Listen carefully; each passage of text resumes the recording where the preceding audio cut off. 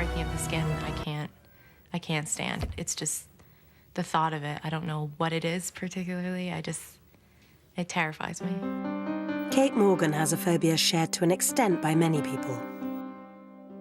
If I see needles, if I insert a needle, if someone inserts a needle in me, or blood draws, the actual needle itself I'm not scared of, but it's the actual insertion of the needle that I'm petrified of.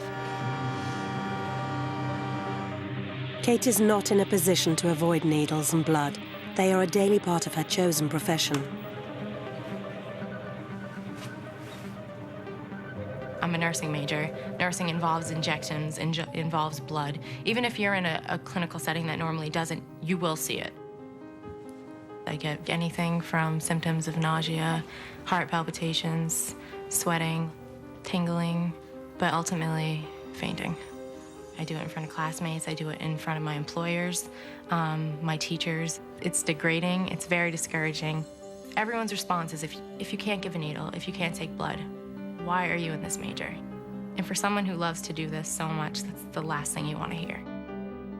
Kate's phobia about needles is more than just a little awkward for a student nurse. But in the population as a whole, she's in good company. Many people fear the prick of a needle, even when it's for their own good. Once when I was lying on the emergency table and I look up and this doctor is there and he pulls out this needle that is not straight like this, but it's bent. And he squirts it and the liquid starts coming out. I took one look at that needle and the idea of this man approaching me with his thing. I rolled off that table, ran out the door, and had no intention of going back. I think the worst part is the anticipation, like that period after they give you the little alcohol swab. It seems like a gigantic dagger to me that it's going to kill me. When the needle is actually in contact with the skin and it's just about to break the surface of the skin is when I feel the most uncomfortable. I'll start to cry sometimes. I'll just get really quiet. I mean, I have to rationalize it. Shots are not necessarily a bad thing. They're just yucky. The horror film director Wes Craven believes the fear of needles is a natural human defense mechanism. I think the fear of the needle is that it's so quick and efficient an intrusion into your it can go literally into the core of your body. So I think we all subconsciously know that there are all sorts of barriers that our body has in the skin. There's antibiotic properties to it, and certainly it's permeable only to certain things and keeps most of the bugs and germs out. So the thought that you're looking at an instrument that you know is very quickly going to prick right through your skin and down into your muscle tissue, I think can make people literally faint because they're aware that all of that protectiveness is going to be, warranty is canceled at this point. So whoever's doing it to you better know what they're doing. So I think there's this kind of primordial fear that you're just, you're being violated in a way. It may be a primordial fear in all of us, but it is only a recent discovery for Kate Morgan, brought about, she believes, by her current environment. I was never scared to go get a shot. This definitely just developed a couple years ago. So I don't think it was anything in my past that really triggered it. I've never really had a problem with it until I actually worked in the hospital environment. Kate's good friend Kathleen sympathizes with what Kate goes through. She usually calls me and says, Kathleen, I fainted again. I don't know what happened, and I'll try to get some more information out of her. And I was in a patient's room and I couldn't get to the chair on time. And I fell into a computer, hit my head, that kind of thing. And I don't understand what's going on. A fainting fit can easily do far more damage than a needle could. I was in the maternity ward. I started getting dizzy, started getting my symptoms, and my first reaction was to get out of the room. I don't even really remember this part. By this point, I was so dizzy, I sort of was losing consciousness as I went. Apparently, from what I'm told, the secretary was sitting at her desk. I fell on top of her computer and smacked my ribs on her keyboard. I was in pain, my head hurt, my side hurt. I hit my knee and realized that I couldn't breathe because my ribs were fractured.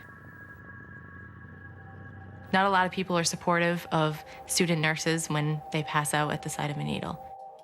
She knows she needs to overcome her phobia. I'm seeing more and more injections, more needles, more blood. So this is definitely the time. If it's something I can't overcome, then, I mean, it's a serious, I need to switch my major. Kate Eisenmenger is a psychiatrist at Boston University's Center for Anxiety and Related Disorders. Phobias can originate from a variety of sources, and she knows she needs to identify the root of Kate's fear. The fear of blood and needles is a little bit diffuse. People are afraid of the image of the needle. Oftentimes they're afraid of the image of the needle in their skin, but actually when they get closer to being exposed to the actual thing, they think, well, that's not what I'm afraid of. I think it's a poorly defined, vague sense of something horrible is going to happen. One of the singular characteristics of a phobia about needles and blood is fainting, which in itself presents problems. The fainting is an obstacle to getting past the phobia. It's a complication because most people are afraid if they have contact with a phobia, something will happen, which usually doesn't. Although in this case, something does, because they oftentimes faint. No one is certain why trypanophobics faint, but they do know what happens in the body. It is called a vasovagal syncope.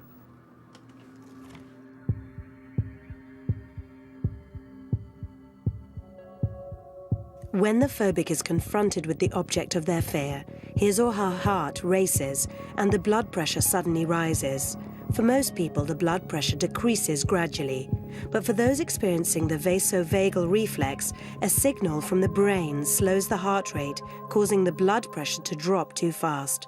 This reduces the blood circulation to the head.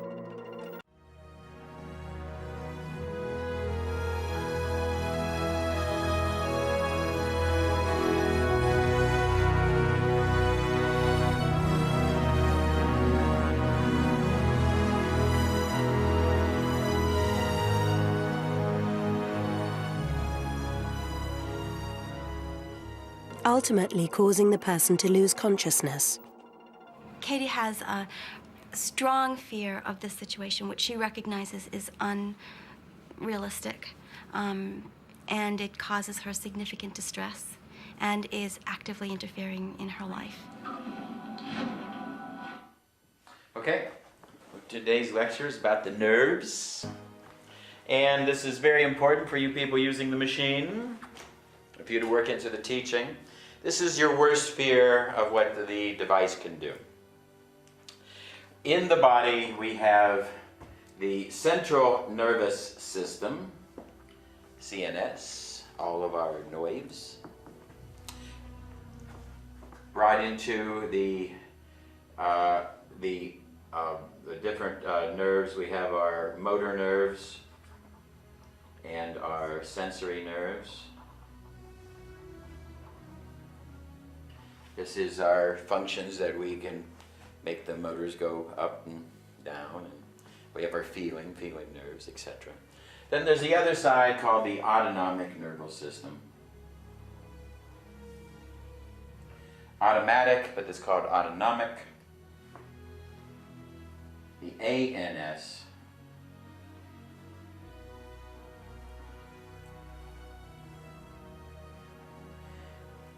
ANS, autonomic nervous system, of which there are two parts. Sympathetic and parasympathetic.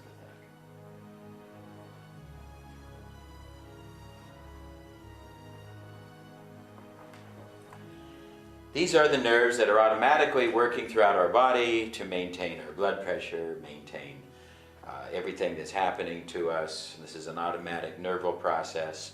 And we have the turn on, sympathetic. It's more of our active system. It is for us what we call fight or flight system. Do we run? Do we fight? Active system. And the parasympathetic is the more passive system.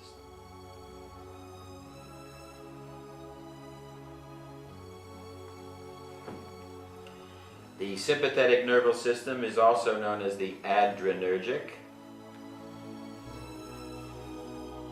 Another name for it is the adrenergic system because its key hormone is adrenaline.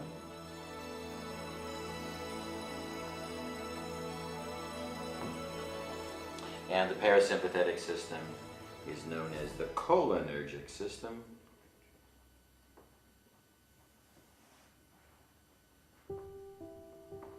Because its key hormone is acetylcholine.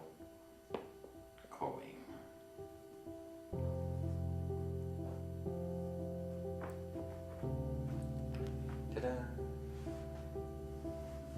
Okay, so basically we have our active fight or flight system. The passive system, over here, the parasympathetic, is turned for digestion and immunity.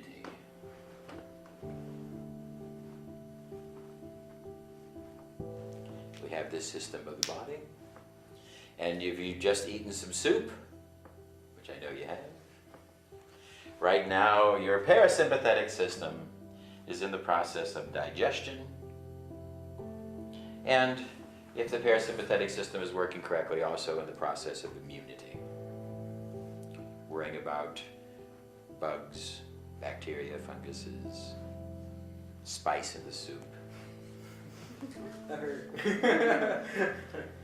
All of this stuff going on. All of a sudden, if a Black Panther were to enter the room, your body, your autonomic nervous system will say, I will digest later. I will worry about that bacteria later. Right now, that spice can wait. Feet don't fail me now. This is the sympathetic system. This system has a very rapid turn on, a slow turn off. We can get into an argument over a meal. Sympathetic nervous system, and it just takes a while to turn off. As a slow turn-off system. So I know the best story I can tell is when I was in Rome. I was in Rome, and I decided, that this is known as the capital city for pickpockets. The best pickpockets in the world are in Rome.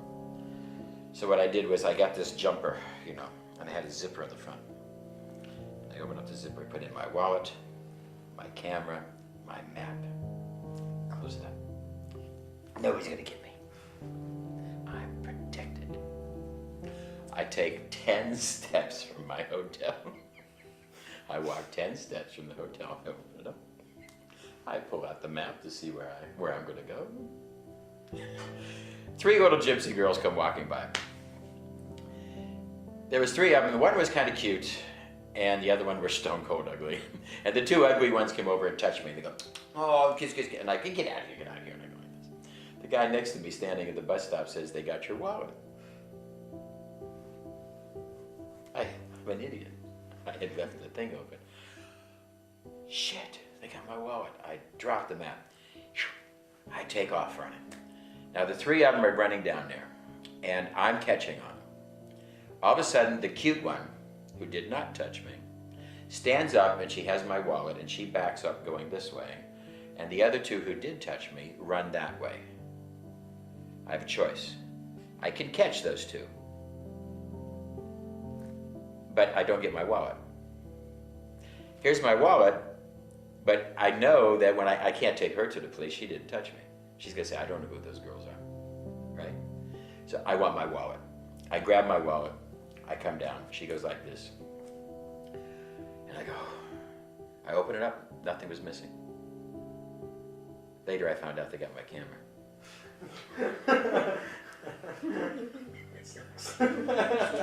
But I got my wallet.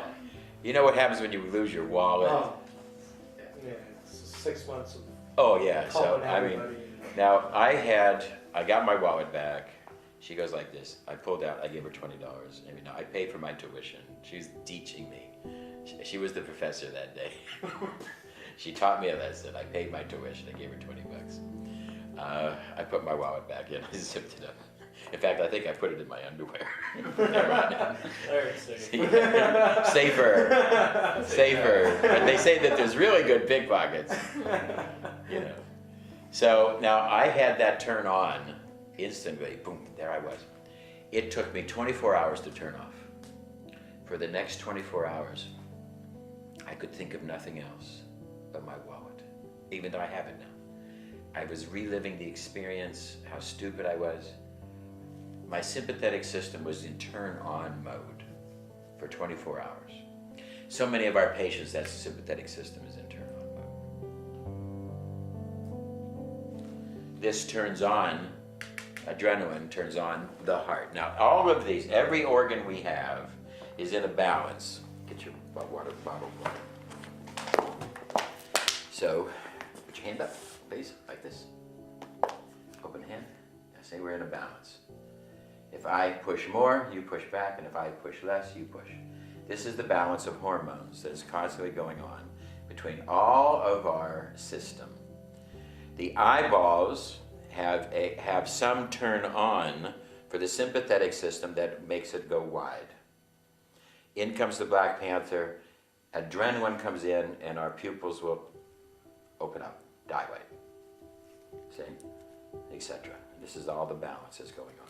Every organ in our body is affected by these things, this balance, okay? Adrenaline has its action. There's cofactors, there's other different factors of epinephrine, and there's different things. This is an oversimplification, of course. But there's different other hormones, but this is the basic system of what's going on. Acetylcholine is the parasympathetic hormone. It has a slow turn on and a rapid turn off. Your digestion can be turned off like that.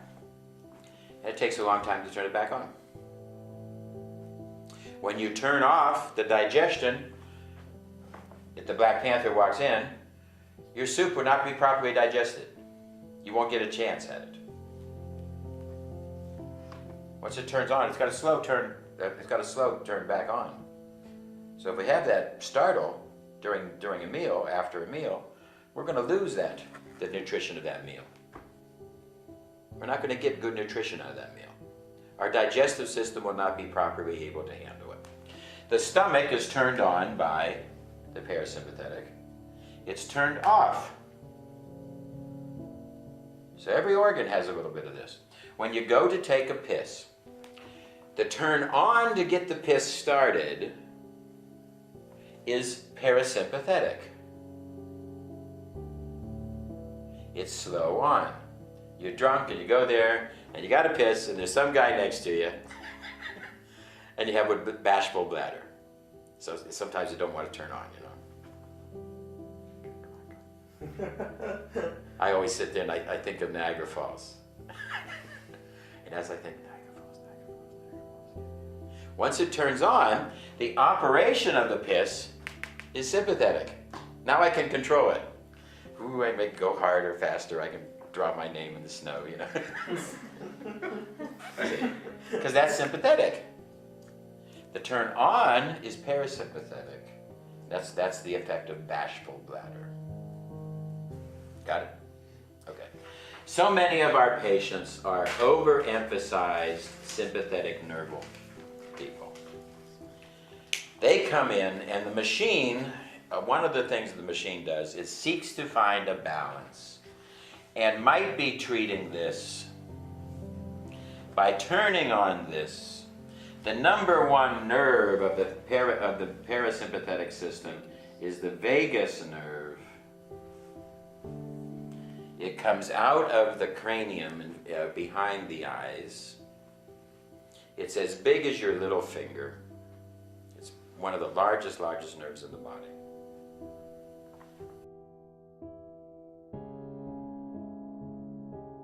And it will turn off the heart.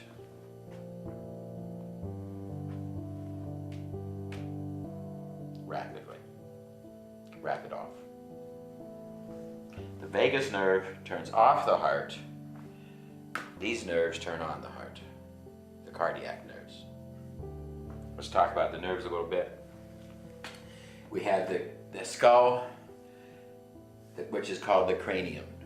At the base of the skull, if the patient is facing this way, at the base of the skull, we have nerves that come out of the base of the skull to the front.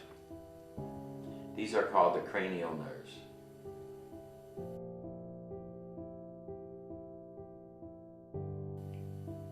And one of them, number 5, is the vagus nerve. Big nerve.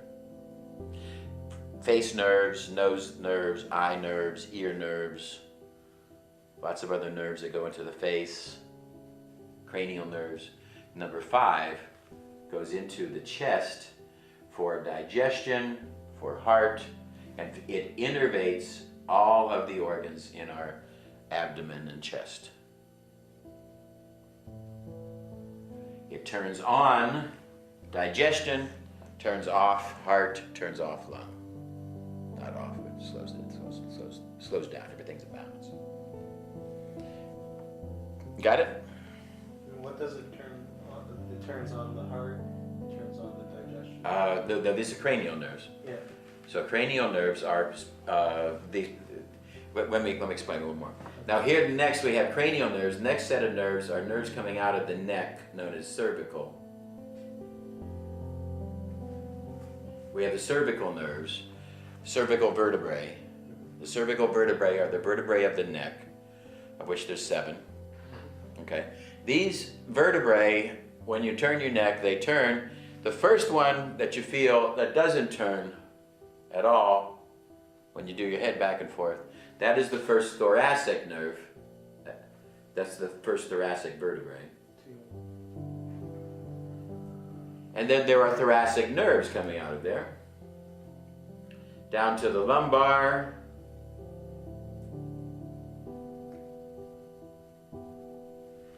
In the lumbar we have the low back. Down to the lumbar. And then down at the very bottom we have the sacral nerves. Nerves coming out of the sacrum. The sacral nerves also come up here for bladder and for other digestive processes, etc. The parasympathetic system is also called the cranial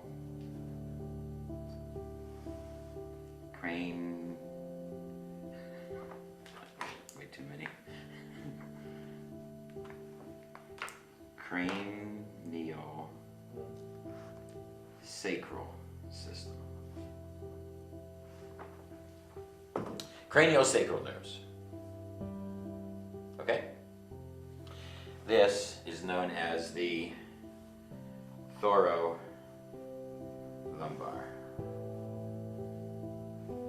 system.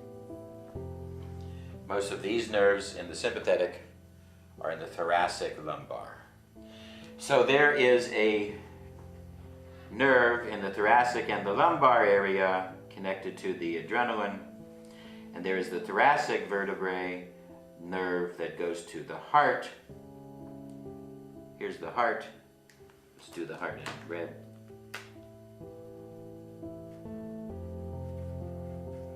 And notice that the turn on for the heart comes through the middle of the back, and the turn off of the heart comes in through the neck down to the vagus nerve.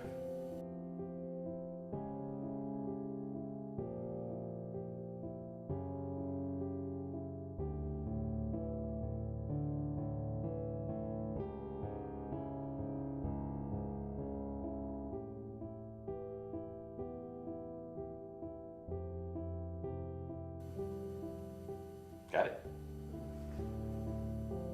In the case of the vagal syncope, what has happened is sympathetic nerves have turned on, quick turn on,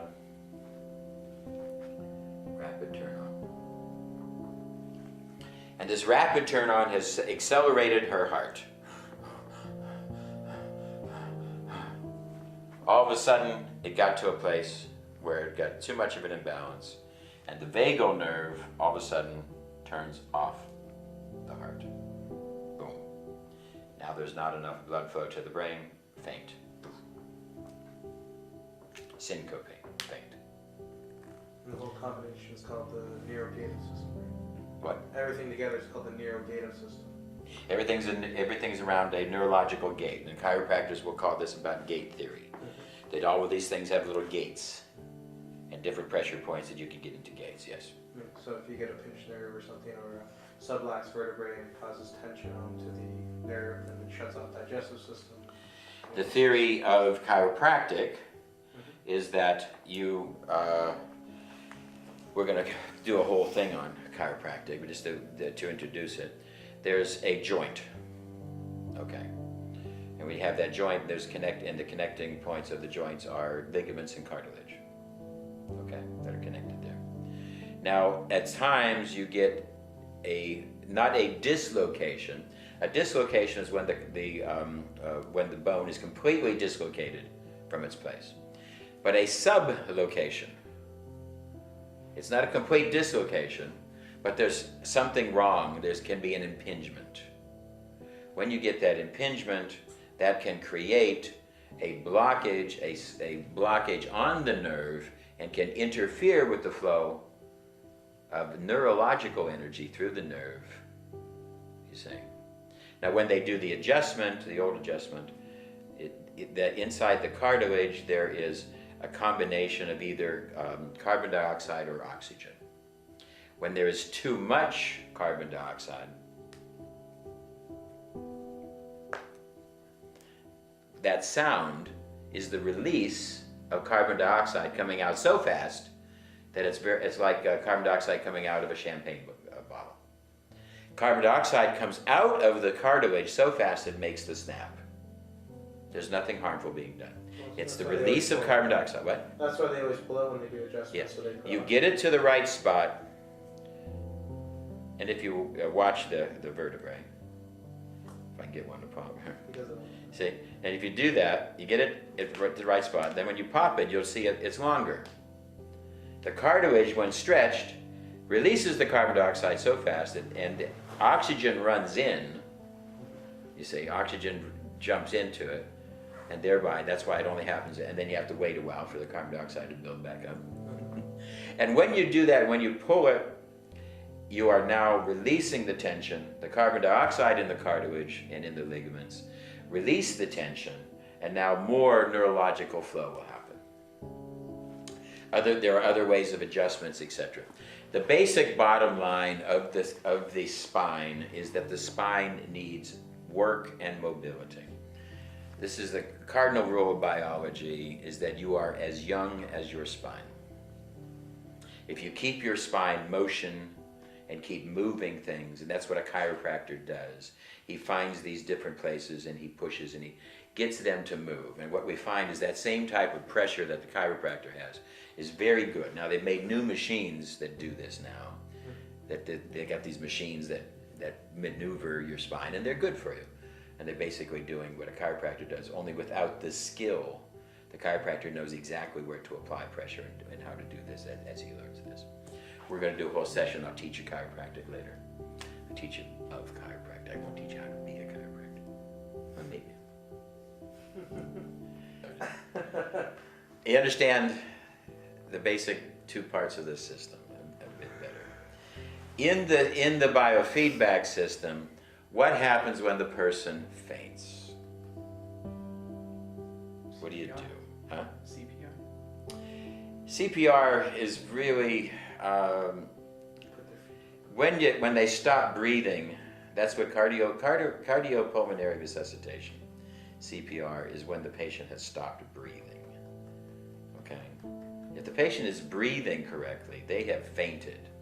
Pushing on their chest is not going to help. It's not always a good idea. First thing to do, the person has fainted. Establish that whether they are breathing or not. Okay? There's little tricks of things that can happen that stimulate reset of the cranial, of the vagus nerve. Okay? First one that helps to reset, simple cold water to the face.